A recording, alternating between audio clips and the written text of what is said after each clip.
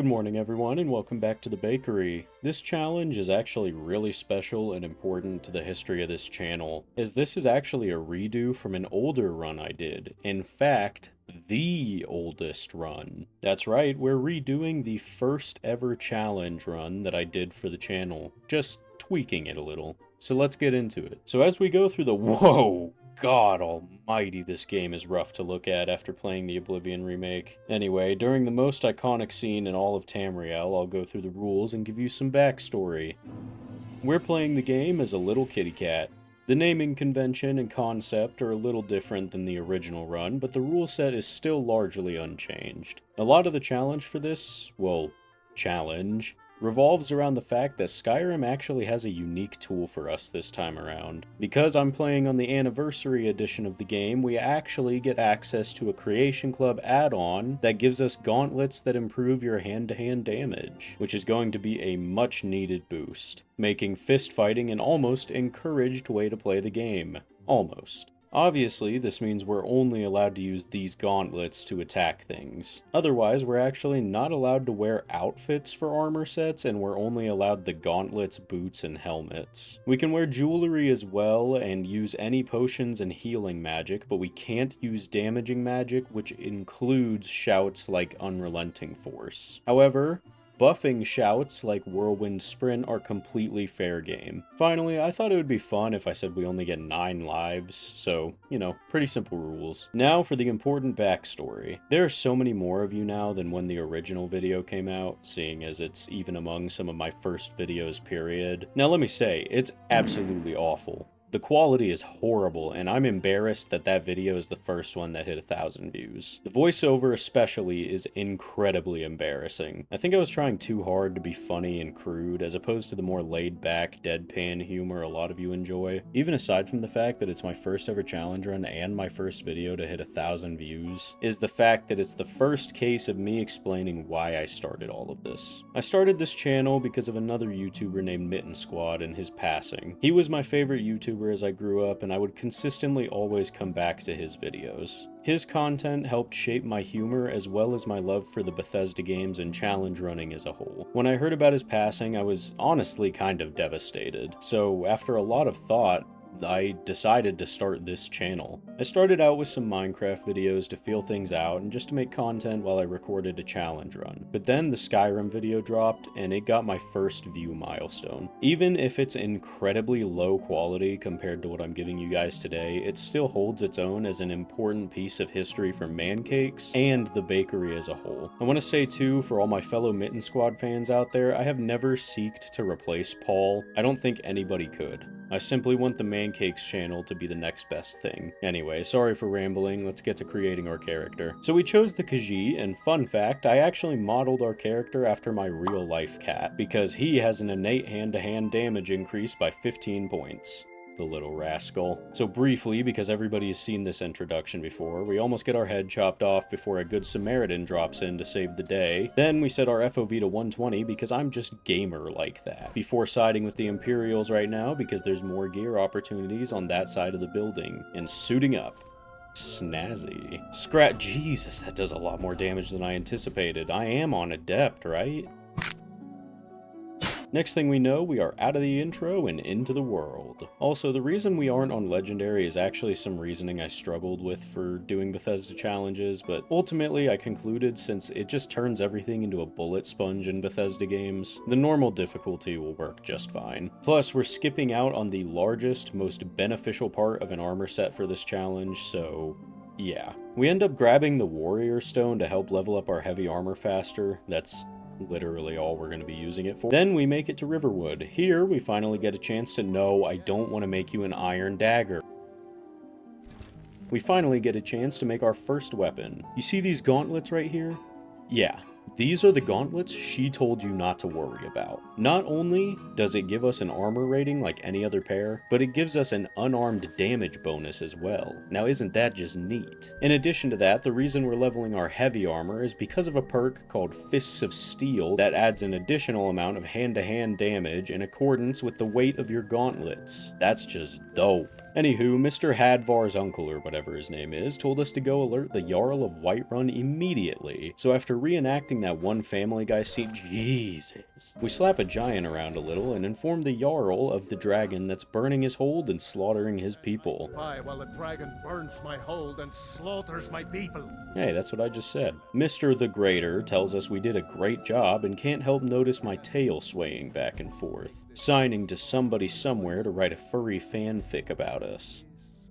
Just kidding. He was pretty much just like, yeah, cool, whatever, do more for me. Because it's always the same with all the characters in this game. Me, me, me, me, me, me, me, me. You ever heard of a Dragonstone? I have, just now. Ball Scruff's court wizard wants us to grab it from some Nord ruins. So we do some really, really relatable and average Skyrim gameplay. Pretend we're a 50s husband.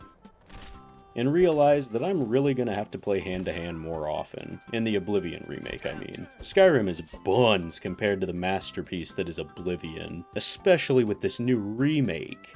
I'll probably play in Skyrim too. Now that we're really in the ruins, let's start by eliminating this guy with our own 2 hands instead of letting the temple give him an agonizing death. More agonizing than being slapped in the face over and over? Maybe? I'm so glad this game's visuals are as aged as they are. I would hate fighting this thing if it was more realistic looking than it currently is. But now we can cut down this traitor. 100%. I totally didn't just crack an innocent man's skull into the ground behind us. It's not my fault he wasn't swift enough. Ooh, shiny. So after fighting our way through the Night of the Living Dead, we solved the puzzle that I, rather embarrassingly, had to look up how to figure out the answer on my first ever Skyrim playthrough. This is coming from a veteran Zelda player, by the way. The definitive RPG temple puzzle series. I was young, and we opened this chest to find a Varla stone. I clearly am not aware of what all the anniversary edition of Skyrim has added, and I'm definitely gonna have to do a regular playthrough again. Anyway, we reenact that scene with SpongeBob in front of the dumpster and get to sucker punch the Draugr overlord to death, giving us the Dragonstone to take back to Jarl Scrotum Hair and Fartfinger.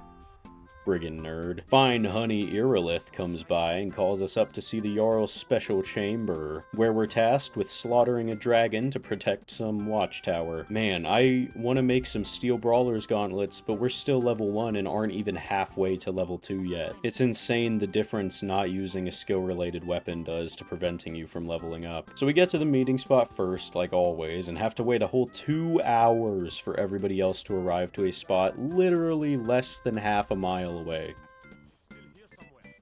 Sup, beautiful? There he is. You better believe I'm ready. I'm being cooked alive. Oh, there we go.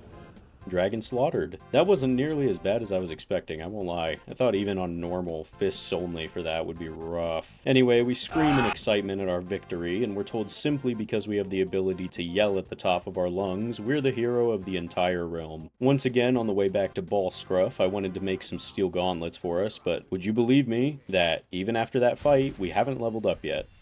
Guess I'm just gonna be passively casting healing to level up.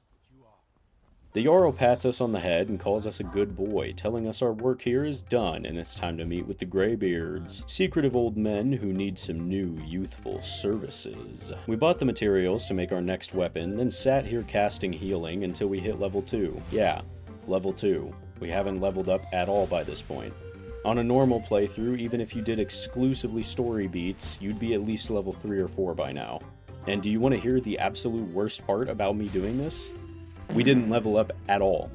I'm pretty sure that you need to be actively healing missing health to level up from casting healing spells. So instead, we just went and slaughtered some bandits. Anyway, we hit level 2, invested in steel smithing, and now we've got ourselves a new pair of some killer brutalizers. We utilized a conveniently placed carriage to make it to Riften and realized it would have been much faster just to go around the mountain. Regardless, now it's time to ascend these 7,000 steps. Man, I would love to do this climb in real life. If only it wasn't so, like, visibly cold. Since we're nearing the top, I want to say this jazz I'm bumping is banging. Don't sleep on jazz, guys, blues especially. In the Oblivion remake, you can see the throat of the world from the northeastern mountain ranges of Cyrodiil. I wonder if the white gold tower can be seen from those peaks over there. I doubt it, but it'd be really cool if that detail was reciprocated and started in this game. Anyway, we're here. So these old men want us to hawk some Tua and spit on they things. This is the only instance where we're going to use something other than our claws to attack something, because it's required to use unrelenting force on these holograms, and it does the tiniest amount of damage. After going through their back door, they teach me easily the most useful shout to me personally. I remember using this all the time when I had too much loot for my little Argonian frame. Yeah, I play Argonian. They're awesome. And through the frame we go. Awesome. Our training is complete, and I plan to never come back here ever again. They didn't even pay for my services. We do actually have one more service to provide, though. We gotta retrieve their super valuable ancient pickle. Just kidding. It's a horn. It's from their founder or something, a Mr. Jurgen Windcaller. So we once again utilize this cart to make it to Morthal, because you better believe there is no way in hell I'm walking all that way while I'm basically just speedrunning the game. After making the game world feel dejected, we head on into Ustengrav and oh, goddamn. Well, there goes one of our 9 lives. Man, I didn't realize how huge the difference no torso armor makes was. You know what they say though, necessity breeds invention. Just like I, completely by myself, invented the revelation that if you wait long enough, these necromancers get called into another room and you can take down their thrall by yourself. Whoa. That was like something out of a movie. What horrors lie beyond the corner? Oh, they killed the horrors. Cool. Easy peasy. Man, we really need to be leveling up faster. Everything is very quickly taking a larger and larger toll on our health. Before too long, though, we found a mysterious note in place of where the horn should be. Oh no! I sure hope I don't need to rent out the attic of an inn in Riverwood. God damn. After making it to Whoa. What the hell? I thought these guys didn't appear until level 13. That death doesn't count. That's some bull. Anyway, we slaughter them the second time, and I find out their helmet actually counts as heavy armor. So we grab that and make another upgrade to what armor we have. Man, I'm pretty. Now let's rent this room, and a sultry lady breaks into our room as we sleep, giving us the horn and inviting us to follow her to a more, shall we say, secluded location. No, she just gives us the standard Skyrim NPC routine. I'm not your enemy, blah blah blah. Then she hits us with the me. The me she mentioned was killing a dragon as soon as it comes back to life. So here we are now. However, it would seem the dragon has 1, already come back to life, and 2, been alive for some time. Meaning she is a failure and worthless. Especially since she's still late. Breaking news, the dragon flying around is actually the one who saved us earlier. He could never do anything bad. Now there's a dope-ass skeleton dragon for us to pump. Oh, he turned into a regular dragon. How boring. This wench only believed we were the Dragonborn after watching us consume this guy's soul. So there's that, I guess. Then we return the horn and finish up by getting inducted as a true Dragonborn, because we're pretty much already a third of the way through the game. The next day, we hop right back on that grind with a trip back to Riverwood to meet our mistress. She tells us we're gonna do some recreational breaking and entering, specifically into the embassy of the worst race of Skyrim. Of the Elder Scrolls, not real life. She says we're gonna need to meet her in Solitude, so you already know we're hopping on that cart once again, baby. Solitude was always my favorite city in Skyrim. Imagine living here in real life. I'd gladly take an arrow to the knee and become a soldier if it meant living here. Here's a little person who's more than capable of arranging crimes against federal law. And because of the game closing his inventory when I tried to click on mine, we had to reload the autosave to deposit our gauntlets for him to smuggle in. Luckily, we don't have too many things for him to bring in, so it's, you know, a lot easier than smuggling in a 60-pound Daedric Warhammer. I feel so naked. Ooh, these are nice and comfy. I feel like $1,000,000. I know we aren't allowed to wear torso armor, but just go ahead and pretend we're wearing some kitty pajamas. I know you've seen those onesies. It's a special occasion. We're going to a party. While we walk up on some real talk, I've never ever had a desire to go to a party. It just seems boring. Maybe that's why YouTube is my job. We perform some bootlicking to somebody who certainly isn't attractive enough for that, before notifying Melbourne and bringing a man's blood alcohol level well over the legal limit so we can slip inside her embassy back rooms. What did you think I was saying? Back to our old selves. Feels like home. Well, Cover's already blown. That was fast. Huh. They were a lot easier to dispatch than I thought they'd be. Maybe this mission won't be as tough as I anticipated. Yikes. Let's get out of that situation as soon as possible. So I definitely am still gonna have to take cover. Well, that was easy. Now to escape through the dungeon. So we free a dude and spend way too long looking for the key to the exit until I remembered I have to read this book and kill these Thalmor soldiers to get it. Then we picked a fight that I surely couldn't win, and wait a minute, was that not recording? Here we are in Riverwood, and I have no idea how long the recording was paused. Well, guess I'll just have to wait until I edit this clip to see when we paused. Hey Delphine, I grabbed your info. Turns out you're nothing but a dirty racist. Hey guys, we were told to visit this place, the City of Sewage, Riften, to speak to the head of the Thieves Guild, Brynjolf. Oh look, it's another case of me, and we weren't convincing enough to talk our way out of it. Great. So as we picked this lock, apparently a guard was watching us the entire time. Brynjolf isn't mad though, and he gives us the information anyway. So it's time to make our way through the sewer to find the gloves of the pugilist. Whoa! I'm gonna have to reapply that enchantment later. So the Thalmor are here, easy to deal with, but hopefully they haven't found our guy. It looks like they haven't though, because we have. Hey Esbern, Delphine needs you. Esbern tells us our savior, Alduin, is the big bad guy, but there's just no way that's true. He saved our life. But regardless, after setting aside this old man's ramblings, we head back to Delphine. We do some talking about the ancient blades, Skyhaven Temple, and Alduin's Wall. I don't know, I was listening to the reconstructed Doom 1993 soundtrack while I was writing in my script. But we tell Delphine anyway that we'll just meet them there. For the 4th time now, we hop on the carriage and ask it to take us to Markarth. It's the closest city to Karthspire. What the? Well, that's, inconvenient. Oh, wow. Well, this is a nice break. These Forsworn are exceedingly easy to kill. Hey, look, a puzzle. And on to the next. Woo! I almost just stepped right onto that trap. Just follow the Dragonborn symbols, and there we go. Solved. Into Skyhaven Temple. Let's just drip some blood into the spiral, and time to stare at Alduin's Wall for an indescript amount of time. Hey, look! Dragonbane. An ancient Blades relic from who knows how long ago.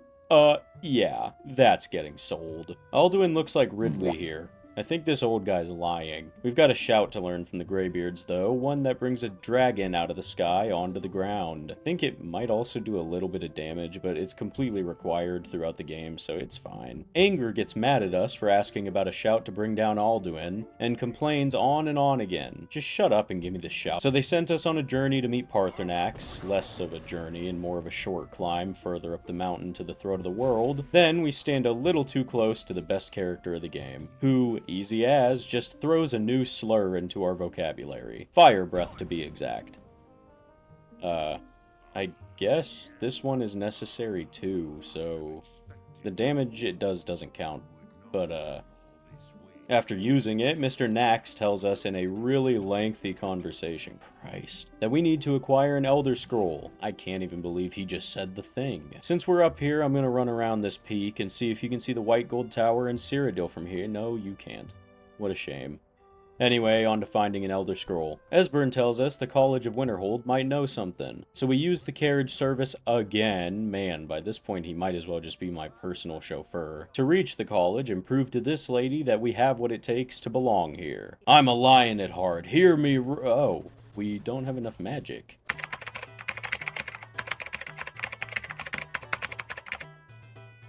Am I farming for heavy armor levels? Why, yes. Yes, I am. Check it out, guys. We've got Fists of Steel. So now the armor rating of our gauntlets is going to be tacked onto our damage as a bonus. Sick. Here we are, after I took a massive, useless detour. Time to head inside. Why isn't the gate open? Oh, here's the entrance. Time to look for that Elder Scroll. There were a couple Falmer here who gave me a really big, annoying issue where sometimes our attacks just wouldn't connect. In fact, we almost died fighting this Falmer because of that. Anyway, we treat this Centurion like a Dark Souls boss fight and get his key. So after eliminating these people, giving us a sweet boot upgrade, I remembered about the Attunement Sphere and the fact that we actually need to grab that first. So here's this man. His name is Septimus Cygnus. He's a little crazy, but he's chill. He hands over his Attunement Spear and Lexicon, so now we can access Blackreach. I always loved this area. It's so freaking cool. Damn it, there goes another life. Why does this guy hurt so much more than the other ones I fought? As much as I wish we could spend more time here, all we needed was to run over here to the other side, because here it is. And after we play a little quote-unquote jingle, we've obtained the Elder Scroll. That took a long-ass time. Here we are, Parthenax, and with an Elder Scroll to boot. Now let's just give this bad boy a little reading, even if it's made others in the past go completely blind. Whoa, jeez, I can definitely see why. We get to watch a little movie about some ancient Nord heroes and a dragon, where they speak of Alduin and the Dragon Wren, but like, come on guys, let's move this along. It would seem Alduin heard my pleads because he arrives shortly after, and they shouted him a little bit, inadvertently teaching me their ways, before they send him forward in time through the power of the Elder Scroll. As we arrive back into the present day, who else but Alduin shows up? So we yell at him and tell him he's grounded, before wailing on him over an incredibly lengthy amount of time, literally just chipping away at his health. Finally, though, Parthenax commends us, meaning we are now 2/3 of the way through the game, and I am done recording for today. So now we've got to trap a dragon. As a cat. A cat against a dragon. Speaking of cats, did you know the oldest record of a pet cat is from 9,500 years ago? It was found in Cyprus in a grave all by its lonesome. That's even more ancient than the earliest Egyptian cat accounts, by almost 4,000 years. Additionally, the longest cat ever recorded was almost 50 inches long, and about half that from toe bean to shoulder. That's almost as long as the average 7-year-old human is tall. Something new I learned from researching cats is that it's widely accepted that one of the most important and influential scientists of history, Isaac Newton, is actually responsible for inventing the cat door. What can I say? He was a really smart man, discovered the inner workings of gravity, and loved cats. Apparently cats also have dominant hands like people do, or I guess paws. Whereas most humans are right-handed, studies found that most female felines are right-pawed, and most male meow machines are left-pawed. Finally, cats actually have some insane vocal range. For comparison, dogs on average can make around 10 unique sounds to communicate and quote-unquote speak. This is already pretty good, I think, but cats can make almost 100. That's about 1/5 of what's generally considered every basic sound a human can make. Although the human number becomes nigh infinite if you account for pitch, timbre, and inflection. Anyway, all these facts were gathered from Purina actually, so good on you guys. Otherwise, while house cats are beloved and adored, in a lot of places wild cats are not. And this is especially impactful for cats like the Asiatic lion, 6 of the 9 subspecies of tigers, and 5 species of leopard. These animals move closer to extinction every day for many reasons, but one of the largest is unfortunately being poached for their pelts. If you're feeling generous and want to donate to the cause of animal conservation, please visit the link in the description to the World Wildlife Fund and donate to conservation and anti-poaching efforts, so we can keep these feisty felines around. Anyway, while you were distracted with your animal cookies, I got some actual work done. No, go ahead. Pay attention to the plate in front of your face instead of the actual content of the video you're watching. Clearly it's more important, you friggin' freeload. While you were munching, I did all the dirty work of negotiating a peace treaty into international relations, and being told by this old man that we have to kill our buddy Parthenax. However, he definitely didn't see this answer coming. Ignored. So it's time for us to trap a dragon. We use a little dinner bell and spent longer than we actually needed to fighting him, almost dying in the process before I realized we just needed to have him follow us under here. And now we've caught him.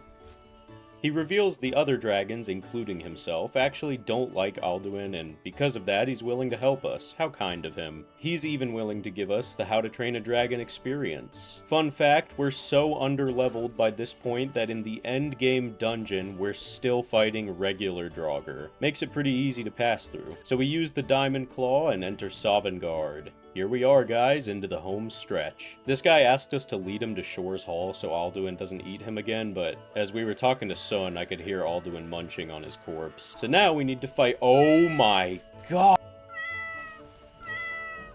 Holy crap. He just shredded our lives in half. We only have 4 left. Hopefully that was the last issue we face as far as deaths are concerned. So we make it into the hall and recruit the 3 heroes we saw in our little history lesson earlier. We all shout the mist away and it's time to slaughter an Alduin. Unfortunately though, during this fight he did paralyze us with his cerebral palsy attack. But ultimately our will allowed us to break through that and make this certainly one of the fights of all time. How anticlimactic. But that does mean we have officially beaten Skyrim. We beat Skyrim, not Dark Souls, as a lore-accurate cat. No, we aren't doing the Paarthurnax quest. This challenge was honestly a lot of fun. It was also a lot faster to record than I expected it to be, so I would totally be open to doing more Skyrim challenges in the future, and I would really suggest you try playing the game like this. I hope I lived up to the quality and voiceover standards of Mittensquad. Please, if you're feeling up to it, donate to animal preservation. Remember, there's that link in the description. Share this with your friends or whoever, I don't know. Make sure you subscribe. And otherwise, that's all I have for you guys today. So, as always, have a fantastic day.